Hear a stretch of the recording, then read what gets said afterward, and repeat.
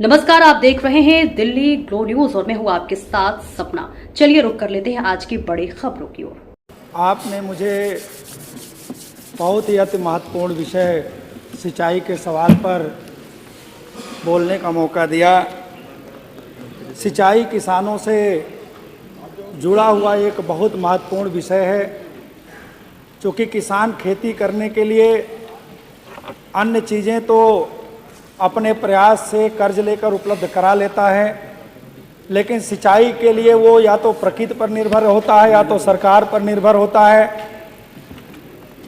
इसी उत्तर प्रदेश के अंदर तमाम भूमि ऐसी है, जैसे बुंदेलखंड से लेकर के सोनभद्र तक एक बहुत बड़ा पहाड़ी इलाका है।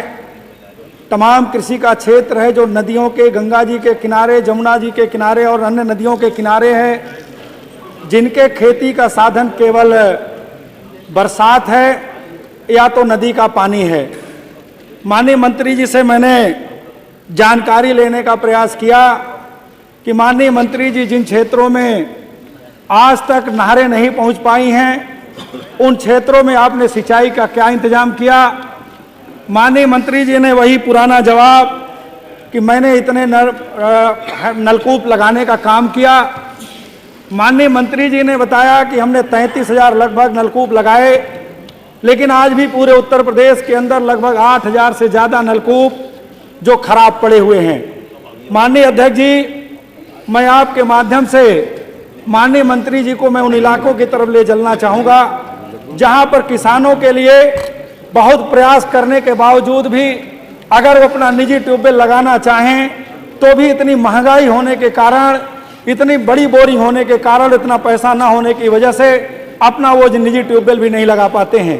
जैसे मेरे ही क्षेत्र के मेजा में मांडा ब्लॉक है, बगल में मेजा ब्लॉक है, हमारे इलाके के जमुना पार में कुराव ब्लॉक है, शंकरगढ़ ब्लॉक है, जहां पर निजी ट्यूबवेल लगाया जाना संभव नहीं हो पा रहा है। माननीय अध्यक्ष जी, इन क्षेत्रों के किसानों को सरकार से बड़ी उम्मीद है कि हमें भी पानी मिलेगा, क्योंकि प्रकृति की जो स्थिति है, अगर थोड़ा मोड़ा बारिश हो भी गई तो किसान अपनी मेहनत की कमाई का पूरा हिस्सा खेतों में ले जाकर डाल देता है, लेकिन पूरा पानी ना मिलने की वजह से पूरी फसल चौपट हो जाती है। तो माननीय अध्यक्ष जी, मैं आपके माध्यम से माननीय मंत्री जी से एक दो अनुपूरक करना चाहता हूं कि माननीय मंत्री जी, जो आपने निजी हैंड नलकूप लगाए हैं, जो लगभग उसमें 8,000 नलकूप आज तक खराब हैं, उन नलकूपों को कब तक आप मरम्मत कराएंगे? क्या उसकी कोई समय सीमा निर्धारित तय करने का काम करेंगे? दूसरा, जो इलाके पहाड़ी इलाके हैं, क्या उन इलाकों में विशेष अभियान चला करके किस तरह से उनको सिंचाई की व्यवस्था दी जा सकती है?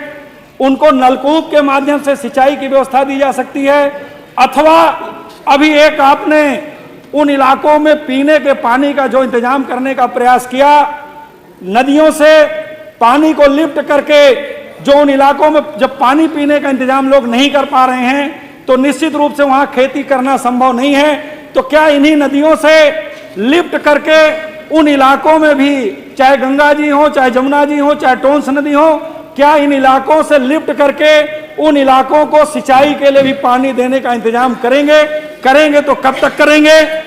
और माननीय अध्यक्ष जी, जो नदी के किनारे गांव बसे हैं, जिनके सिंचाई का साधन केवल बाढ़ पानी है, बरसात का पानी है, या नदी में बाढ़ आती है तो उससे उनको पानी मिल जाता है, लेकिन कम पानी की वजह से, बाढ़ न आने की वजह से हजारों हजार हेक्टेयर खेती से वंचित रह जाते हैं। तो क्या माननीय मंत्री जी, उन इलाकों को पानी देने के लिए ऊपरी हिस्सों में ट्यूबवेल लगा करके, पाइपलाइन डाल करके नीचे के हिस्सों में उन किसानों को पानी देने का इंतजाम करेंगे कि नहीं करेंगे?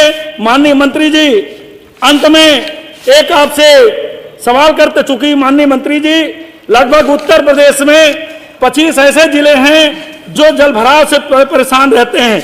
पिछली बार 5 लाख हेक्टेयर भूमि पूरी की पूरी जलभराव से खराब हो गई थी। तो क्या उन इलाकों के लिए भी कोई ऐसा इंतजाम करेंगे कि जिससे वो इलाके भी, चूंकि उत्तर प्रदेश का लगभग 60% किसान ऐसा है जो निजी ट्यूबवेल और बोरिंग पर निर्भर है, तो क्या उन लोगों के लिए भी, चूंकि माननीय अध्यक्ष जी, जिस तरह से अगर हम कोई प्रयास करके अगर हम अपना ट्यूबवेल लगा भी लेते हैं तो कनेक्शन दूर होने के नाते इतना बिजली का भी कनेक्शन लेने में पैसा लगता है जो प्राइवेट संभव नहीं है। तो क्या माननीय मंत्री जी उस क्षेत्र पे उन किसानों पर भी विचार करने का काम करेंगे?